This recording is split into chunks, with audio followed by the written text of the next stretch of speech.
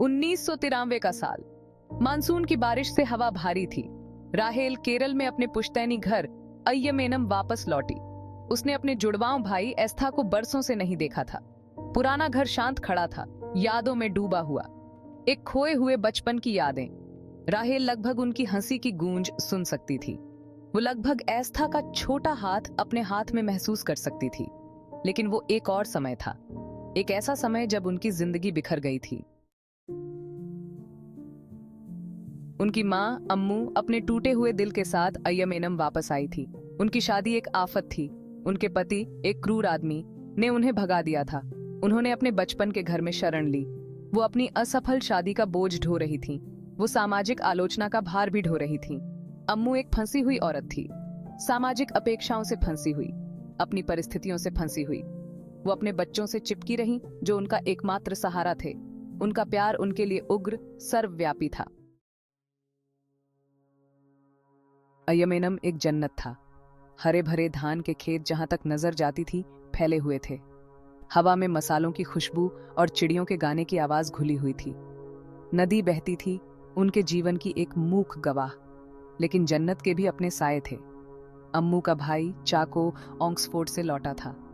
वो आकर्षक, शिक्षित था, लेकिन वो घमंडी भी था, और वो अपना बोझ खुद ढोता था।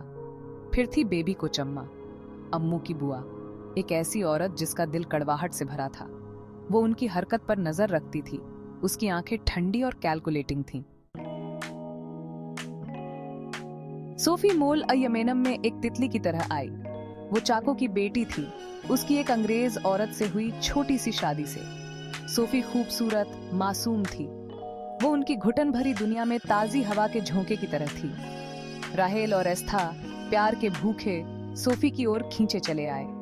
उन्होंने आम के पेड़ के नीचे फुसफुसाते हुए राज बांटे। उन्होंने हंसी बांटी जो पुराने घर में गूंजती थी, लेकिन उनकी खुशी नाजुक थी। ये ज्यादा दिन नहीं टिकने वाली थी। भाग 5। दहशत की एक रात।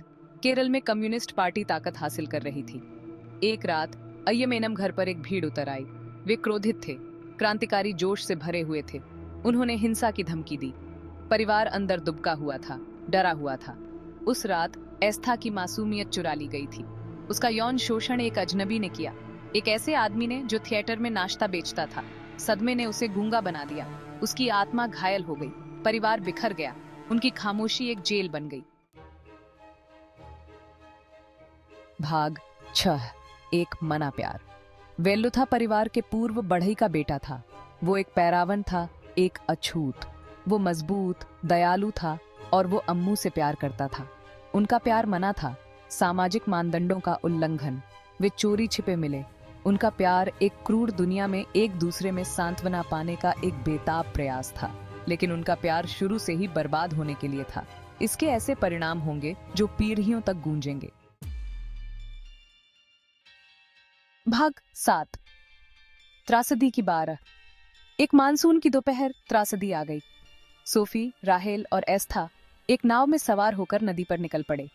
नदी, जो आमतौर पर शांत रहती थी, विश्वासघाती हो गई। नाव पलट गई। सोफी डूब गई। उसका छोटा सा शरीर गंदे पानी में समा गया। सोफी की मौत के लिए वेल्लुथा को दोषी ठहराया गया था। उसे शिकार किया गया, पीटा गया और गिरफ्तार कर लिया गया। अम्मू ने निराशा और क्रोध के क्षण में अपने गुप्त प्रेम का खुलासा किया। उसके कबूलनामे ने वेल्लुथा के भाग्य को सील कर दिया। भाग 8। प्यार की कीमत। वेल्लुथा की पुलिस हिरासत में हत्या कर दी गई। अम्मू अपने परिवार और समाज द्वारा बहिष्कृत अपने बिखरे हुए जीवन के टुकड़े उठाने के लिए छोड़ दी गई। उसे पापी, कलंकित करार दिया गया। उसके दुह और अपराध बोध का भार असहनीय था। राहेल और एस्था, जिनकी जिंदगी हमेशा के लिए बदल गई थी, अलग हो गए थे। उन्हें दूर भेज दिया गया। अपने रहस्यों का बोझ ढोने पर मजबूर होना पड़ा। उनका बचपन उस दिन खत्म हो गया। नदी, जो कभी खुशी का स्रोत थी, उनके नुकसान का प्रतीक बन गई। भाग 9। अतीत के निशान। साल बीतते गए। राहेल और एस्था अपने अतीत के भूतों से सताए अलग अलग जीवन जीते रहे। वे अपने बचपन के जख्म, अपने अनकहे दुहक के बोझ को ढोते रहे। उन्होंने कभी इस बारे में बात नहीं की कि अय्यमेनम में उस गर्मी में क्या हुआ था। यादें इतनी दर्दनाक थीं कि उन्हें सहन नहीं किया जा सकता था। 1993 में उनका पुनर्मिलन दुखद था। वे अब बड़े हो गए थे, जीवन से चिह्नित, लेकिन उनके बीच का बंधन अटूट बना रहा। वे एक ही सिक्के के दो पहलू थे, जो अपने साझा इतिहास से हमेशा के लिए जुड़े हुए थे। भाग 10, खामोशी का बोझ। राहेल और एस्था की कहानी प्यार, खोने और परिवार की स्थायी शक्ति की कहानी है। यह सामाजिक पूर्वाग्रहों के परिणामों और अनकहे सत्य के बोझ के बारे में एक कहानी है। यह एक ऐसी कहानी है जो कहानी खत्म होने के बाद भी आपके साथ रहती है। यह एक अनुस्मारक है कि जन्नत में भी साए छिपे रहते हैं और कभी-कभी सबसे बड़ी त्रासदी वो होती है जो अनकही रह जाती हैं।